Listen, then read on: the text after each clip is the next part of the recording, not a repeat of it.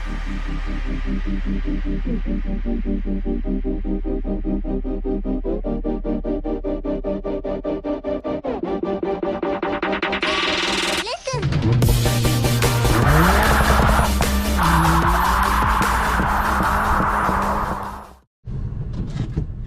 guys, welcome back to the channel. Today's video I'm going to talk about what it's like to live with a 2022 Civic SI. So far I've had this car for 2 months. I have put 2,100 kilometers on it, and so far it's been great. Fuel mileage, so far I'm averaging about 7 liters per 100 kilometers, so I think that calculates to about 34 miles per gallon. I'm not easy on the car. The car does pretty well. 50% city driving, 50% highway driving, so it's not strictly a highway car. I have a work truck, so it's more just for around town. On the weekends, whenever we have a nice day. I haven't been able to upload anything for the past, I don't know, week and a half, because our weather is trash. Like snow, ice, just ridiculous. I'm over winter now. I can't wait for the summer. But a few things I noticed after owning this car for the last 2,000 kilometers or 2 months is, in this really cold weather, like up here, we've had days minus 10, minus 15, minus 20 for the last month. And I noticed when the roads were clear and I did take this car out, the suspension is really stiff. And I heard that comment from a few guys in the northern US. They would, some people were at testing in California or whatever, and they had no problems with the suspension. They didn't mention that the car was stiff or anything like that. But then when they drove the car in colder climates, colder conditions, they noticed that the suspension is pretty stiff. And I didn't notice it right away, but like I said, once I had it out in minus 10, minus 15, minus 20 out when I had to use it, it is pretty stiff. I'd say it's close to the 10th gen SI in sport mode, but it's like that all the time. We don't have the adjustable dampers anymore. It's just whatever rates they are.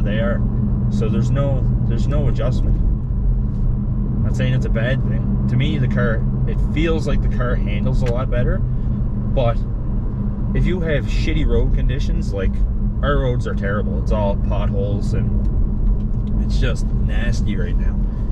And driving on roads like that in really cold climates, I would dare say the car is pretty stiff. Like, I think from Honda's specs, I think the car is about, I think it's 15% stiffer in the front and about 50% stiffer in the rear, 54%. I don't know if that's an exact number, but I'm pretty sure that's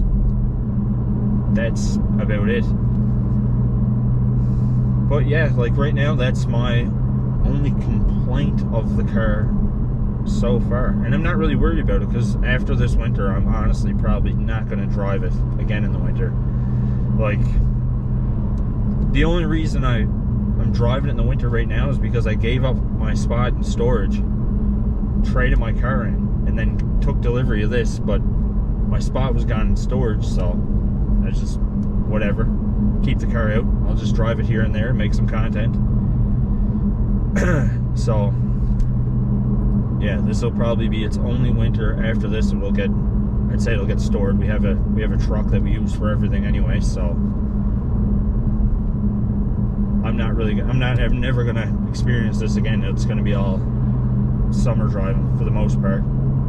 But I just wanted to give you guys a heads up, but that could be an issue for some people. I don't know, like,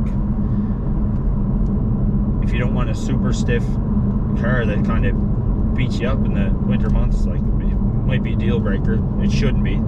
The car has tons of great features, so it makes up for it. Handles great.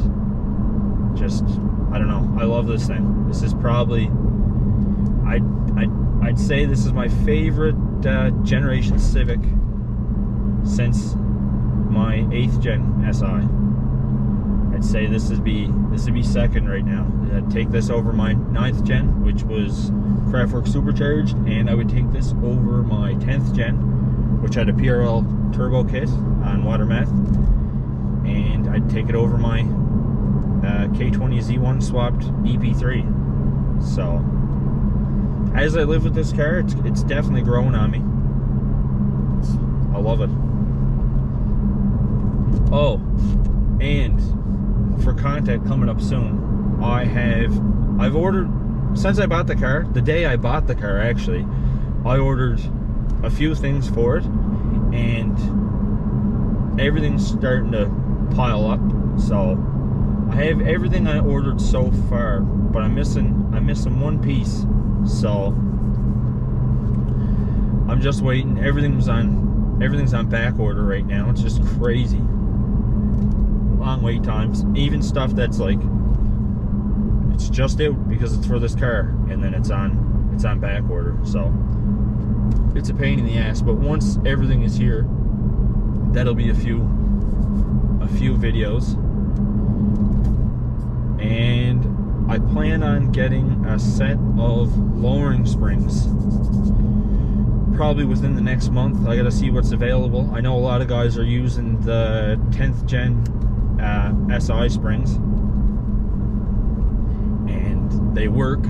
The D2 ones, that was what I was interested in at first, but it seems to me the car seems to sag a little in the rear. It seems like the rear is about 1/4 of an inch or maybe more lower on those D2 springs. It's not like that on the 10th gen, but when you use the 10th gen springs on the 11th gen, it looks like the rear sits about like I said, 1/4 of an inch lower than the front, and it looks kind of odd to me. I don't know. It could have been a few pictures that I was looking at, but it was a few different cars, and they all sat the same way. But then there was one blue one I seen on the 11th gen Facebook page, and that one seemed level. It didn't seem like it had that issue. So I don't know. I think Eibach, I don't know if they have springs specifically for the 11th gen yet, or if it's still the 10th gen springs. But yeah, what's another? I'm not sure what other companies have stuff out right now. If you guys know of any 11th gen springs that are out now, or any other springs that could be used with this car, let me know in the comments, because I'm interested what you guys think about what lowering springs are you guys using on your 10th gen, because I might be interested in grabbing a set. Just give me some feedback, because it'll help out for sure. I still haven't been able to get this car out on the 23 PSI map for you guys. I've been kicking my ass for the last week and a half trying to get it done, and I could not get a day out. Could not get a day out to get that video. Like, it's not happening. Not happening for me right now.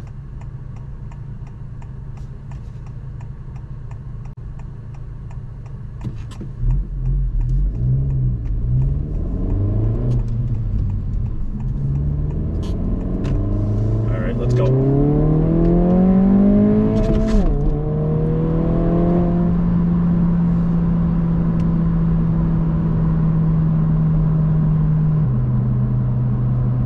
Change this to map 3.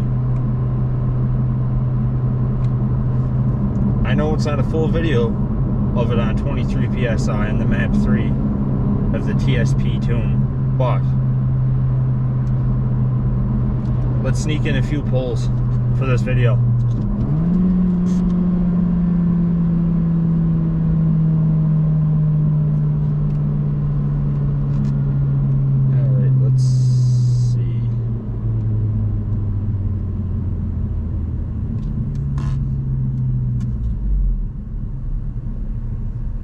I'll make a dedicated video for this, but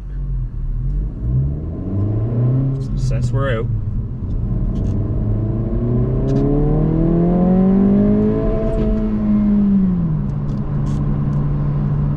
So we get up here a little bit, I'll roll into it in third. This is the 23 PSI map.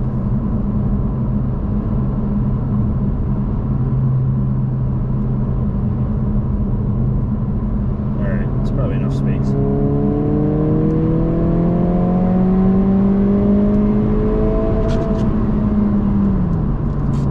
Man, that's smooth. No slip. No slip that time. I had this out once. Like I said before, I'm sure I said this 100 times in every video. I had this car out once on the 23 PSI map, and it had clutch slip, probably at around like 3,000 or so.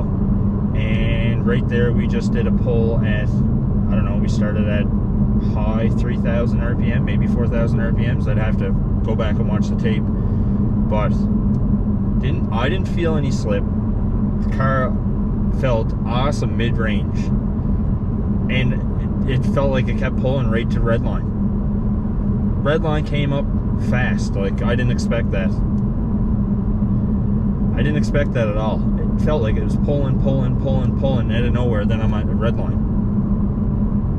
Feels like it pulls right to redline. I gotta get this on the dyno and see what the graph looks like. And Knock Control is happy. Just did that 3rd-year pull on 91 pump gas, and it's still 0.49, so no problems. I'm sure if I go do that back to back and beat the car, then Knock Control is going to start to come up a little bit, but my gas is sufficient right now. Could be the weather too, the fact it's so cold out. It definitely helps. Keeps everything cooler.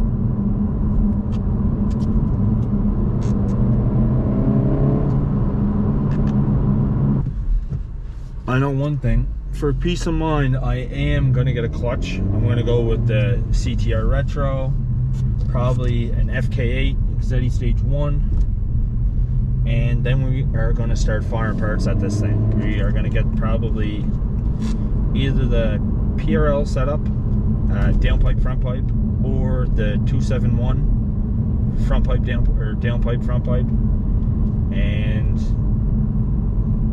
whatever company I go with there, I'm going to get the matching intercooler. And once I get those things, I am going to get the new, well, I guess they revised it a little bit, the AEM water meth kit, the V3 now. I guess they updated it a little bit. I think the nozzle is different. Better flowing nozzles, I think. Nozzle design is better. I had the AEM V2 on my 10th gen SI, and that worked perfect, no problems. Just great. It definitely picked up quite a bit of power. Like, I think we ended up 3 or 4 PSI of boost on the GTX 2860 and more timing. So the car felt 100% better with the water meth. So yeah, that worked out great for me. So I'm gonna go with the AEM V3 this time, since it's their newer model. And I'd say this car, I'd like to see if we could push this close to 300 wheel horsepower on the stock turbo. I need a clutch, I need the downpipe, I need the front pipe, I need an intercooler, and I don't have ethanol here on the east coast of Canada, or pretty well anywhere in Canada. Nobody has ethanol unless you are in BC. BC has two E85 pumps, but that is it for Canada, and that's so far away. Like, it's on the other side of the country. So that ethanol is a no-go here. So it's going to be water meth, and my goal, like I said, on water meth, I would like to push this car to 300 wheel horsepower. Anyway, guys, I had this car for 2,000 kilometers, 2 months, no complaints. Everything works as it should. The backup sensors, parking sensors, front and rear, they work great. Backup camera is good. Somebody mentioned to use maybe switch the reverse lights with LED lights to make it a little better quality for the backup camera. What you can see on the screen here, that's a good idea. I'm probably going to do that. But everything's working as it should. There's nothing really to complain about besides the clutch is a weak point. That's looking at it on a performance perspective. And the other thing would be the suspension in these really cold conditions in Canada and northern US. It's a little stiff, but if you can live with the suspension being a little stiff, it's a great buy. And if you're worried about the clutch, there's solutions available. I think Competition Clutch has a clutch out. I'm not sure. I'd hit up AxionIndustries, Michael at AxionIndustries, and I'm sure there's a few options for clutches, but my go-to would be the CTR Retro flywheel with an FK8 clutch, whether it's the OEM or Exetti Stage 1. It's going to be more than enough. Like, I know E-Man, I think he pushed his car maybe close to 500 wheel horsepower on his CTR Retro with the OEM FK8 clutch. So that's more than enough I'm ever going to make. Like, more than I'm ever going to make. Like, my goal with this all said and done, maybe with bigger turbo, with the full bolt-ons and water meth, would be maybe, I would like to see 350 wheel horsepower, low 300 wheel torque, fun daily, with tons of features. Anyway, guys, thanks for checking out this video. I'm going to do a dedicated video on the, like I said, I'm going to get that TSP1 tune on the Map 3, the 23 PSI. I'm going to do a dedicated video for that. That's going to be the next one. So hopefully tomorrow's mild enough. We don't get any snow, no rain, no freezing rain, nothing like that. And I get that done. So anyway, guys, let me know your thoughts. What do you guys want to see in the future? Any video requests, just let me know in the comments. Make sure to like, subscribe, share. Everything's appreciated. Thanks, guys.